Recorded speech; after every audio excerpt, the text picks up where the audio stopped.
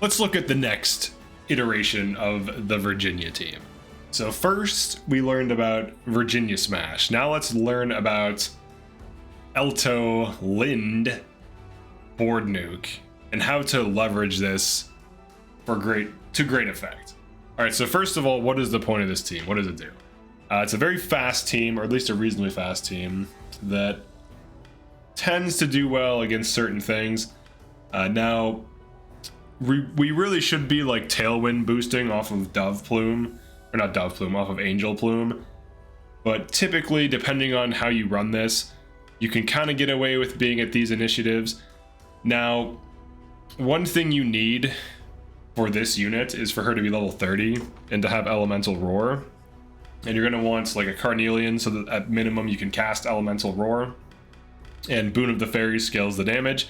But situationally, it could be better to use Eye of the Warrior Princess. Both of these are limited start of the battle, so they're competing with each other. So this is like a heal that negates a single debuff, but most importantly, it grants a fairy, which boosts the damage of this board nuke. And this is just a general debuff that reduces enemy damage as well as reduces their initiative. So there are ways to improve this team in its current form. It has pretty good matchups into things that are the same level as it. So pretty favorable matchups against like all of these. This one we're taking some damage. Looks like the tanks block. That's probably what's going on there. They're getting in some blocks. I could probably rearrange, get a better matchup against that. But everything else we are pretty much one rounding without any changes. Same thing with this team. It seems like the bears are just insanely tanky at nighttime. This team is kind of similar, but here's what we're doing. So we have, oh yeah, also she can be changed. So if you need to change to be tanky, you can run Squire Shield to quick cover so that you can block things. So that can be good for these matchups where damage is getting through.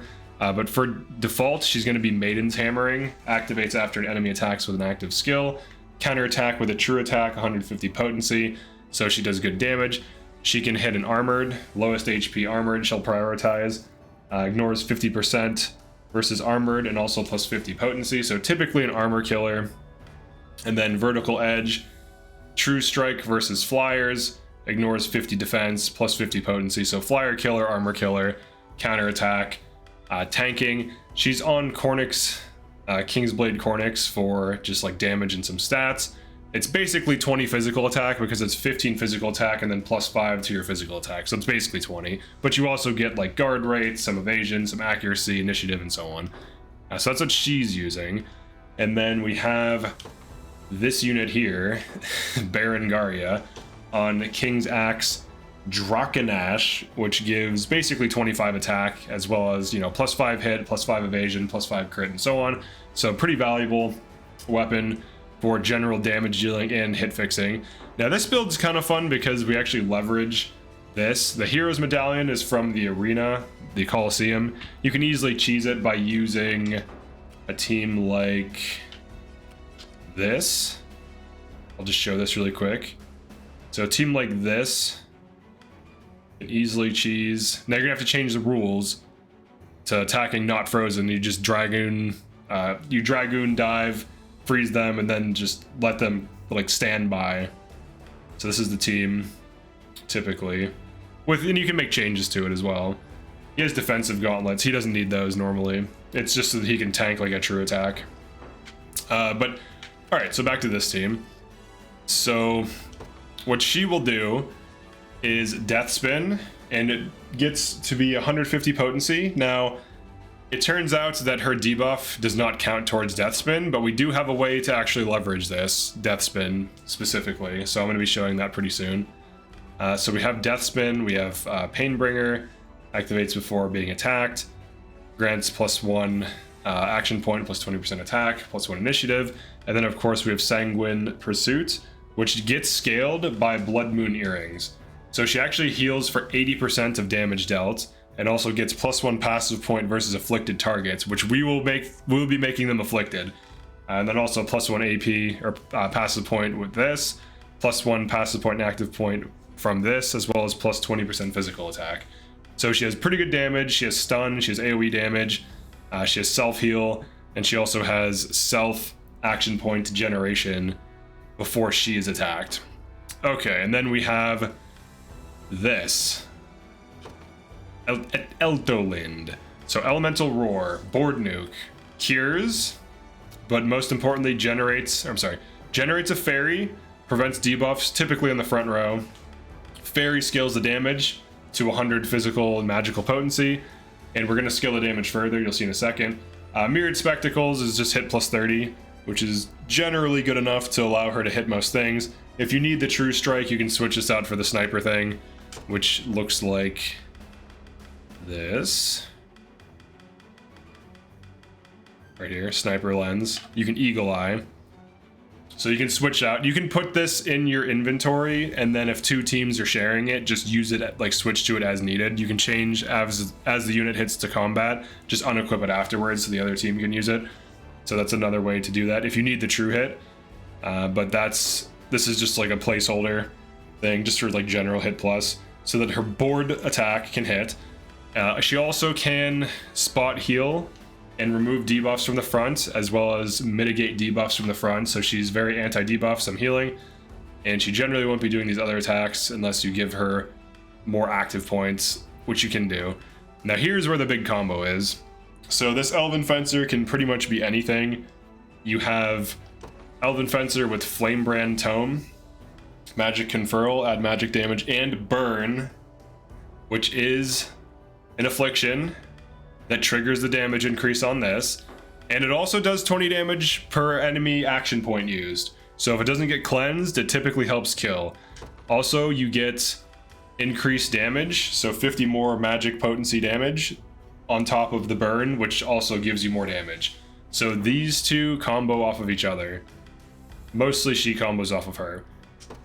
And then he also can remove debuffs, grant the ability for users to evade. When he is debuffed, he can also do this. Activates for allies hit by ranged physical attack. Allows ally to evade one attack. So he can evade others. He can damage boost. He can conferral.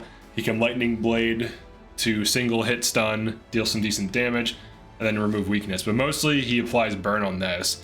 And then she's here for anti-magic assist. She can also be anti-range assist, so you can switch party leader based on the circumstance you need. But she also has some okay damage. She has Prisoner Shackle. It reduces her initiative because she can cover. So, and also this makes allies' next attack a True Strike, activates for allies' attack. So you can Radiant cover with the Nameless Guard Shield, which is quite good. So it also buffs as well as medium guard covers. And then she can row heal. She can use Hatch or Saint's Blade, either is fine. This can deal 150 physical potency, which is decent, and gains +1 passive points. So it kind of helps pay for more magic barriers. She can also negate magic. So this is like the overall theme of the team. So let's check it out in a little combat. I don't know if that's running away or what that's doing. Is that actually trying to escape? Alright, this team you'll ignore because we're not going to show that. You can ignore that team for a moment. Is that guy actually running away? What the heck? Alright, we're nuking that team down. Well fought. What's that guy doing? There we go. Alright, now we get to see it. So, first action is the heal. To gain a fairy, debuff immunity, heals them. Can also be good if you get hit with like an assist attack. She can also remove debuffs while healing, which she will do a lot.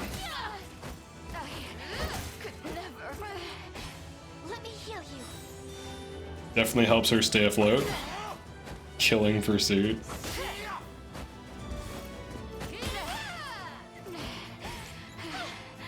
So you can see how that's working. Now these are very fast enemies with high initiative, so it helps keep Virginia alive. Alright, then Elemental Roar with Burn.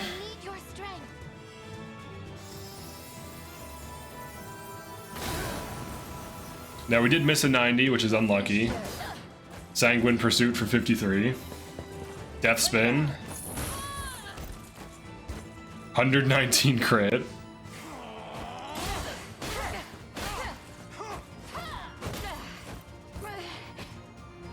So this tank, they're burning still. They will die from burn eventually, even if we don't kill them outright.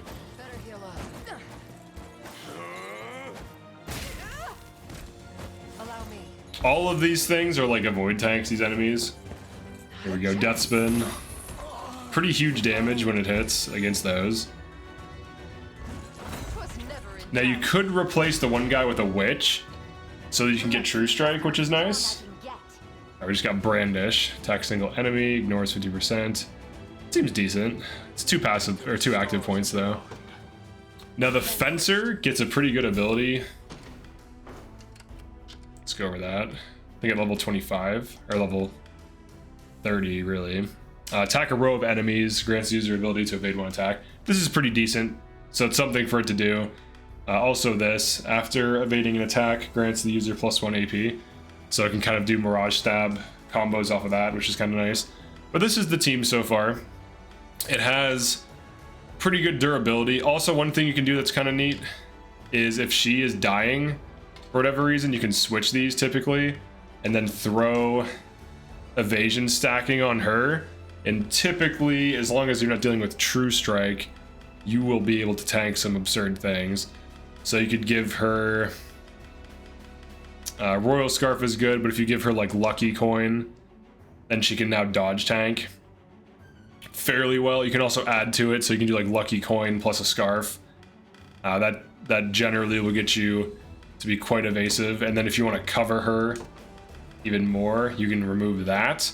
So now she can be Radiant covered. So if some big damage were to hit her, she can be Radiant covered, as well as being an avoid tank. So kind of have a bit of everything. You have avoid tanks, you have mitigation tanks, you have self-healing on certain units, you have big healing on these two. Also, typically after you win, if you just disable your Sainted Knight, you can just heal to full if you take any damage from like chip, from assists and stuff. So that can be nice. Or you could also set this so that she only does this like once or twice and then uses row heal otherwise. So that can be quite nice. Now, Prisoner's Shackles, you probably don't need on her, but I just wanted to test it because of the Radiant cover spam. But realistically, probably not the best thing. Probably better off with the Carnelian, honestly. She's tanky enough with this setup. I gave her this. It's max HP plus 15, more defense, and then this is pretty decent as well for the Radiant cover spam. And I typically just have her block the back. Now, the reason for this is she usually can tank, and she usually can tank. She especially can tank, especially with her. So she usually gets focused and then healed. And if this gets focused, usually it doesn't die either and also will get healed. And you can switch this on evasion tank as needed. But this build here definitely requires... You don't really need the Sapphire Pendant. She just kind of has it. She absolutely does need the Carnelian. So if you want to like Carnelian Lucky Coin, if you want to hit fix, you can do that too. You don't usually need the hit fix, but against enemies that are very evasive, it can be nice to have. So it can be nice to have the Sniper's Lens, so that when she does her Elemental Roar, it's a true attack and is 100% consistent in its hit rates. But yeah, that's it for the updated version of the build. I'll make maybe one more follow-up if I update it again in the future, once we get to the Angel Lands and the endgame. This is currently in the Beast area, so definitely subscribe if you enjoyed this or found this useful, and I'll see you in the next one. Peace.